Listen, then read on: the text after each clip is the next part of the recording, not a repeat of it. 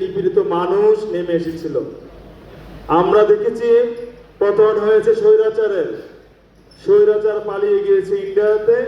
আমি শ্রদ্ধা ভরে স্মরণ করতে চাই আজকে দেলোয়ার হোসেন সাঈদী সাহেবকে, যিনি একটা কথা বলেছিলেন অনেক আগে, এমন একটা দিন আসবে আপনাকে মামুর বাড়ি গিয়ে পালাতে হবে। আমরা কি দেখেছি উনি কোথায় গিয়েছে?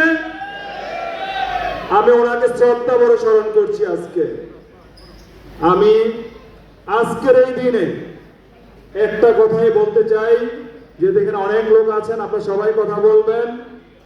আমরা এই জুলাইকে সারাটি জীবন যেমন ভাবে ৭১-এর মুক্তিযুদ্ধকে ধারণ করেছি, ঠিক সেরকম ভাবে আমরা এই জুলাইকে ধারণ করতে হবে।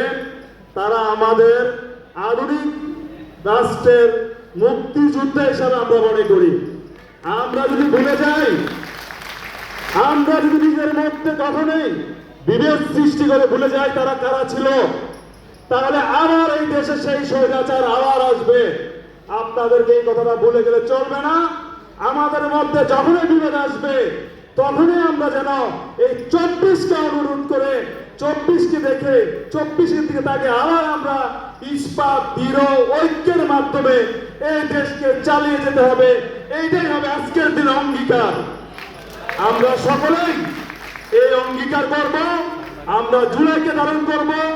আমরা কখনোই দেশে স্বৈরাচার দিব না, আধুনিক দেশ যেন তৈরি হয়। আজকের এই প্রোগ্রামে আমাদেরকে দাওয়াত দেওয়ার জন্য আবার ধন্যবাদ জানাচ্ছি। সবাই ভালো থাকবেন। আসসালামু আলাইকুম।